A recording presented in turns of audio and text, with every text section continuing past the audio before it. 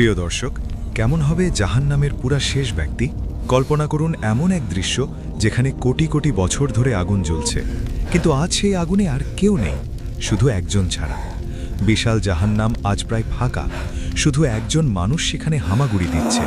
তার শরীরের কোনো চামড়া অবশিষ্ট নেই, মাংসগুলো খসে পড়ে হাড়গুলো কালো কয়লায় পরিণত হয়েছে। সে আর চিৎকার করতে পারছে না, তার কণ্ঠনালী পুড়ে ছাই হয়ে গেছে। সে জানে না কত হাজার, কত লক্ষ বা কত কত কোটি বছর সে এখানে আছে। তার চোখের সামনে ফেরেশতারা দলে দলে মানুষকে উদ্ধার করে নিয়ে গেছে, কিন্তু তাকে নেয়নি।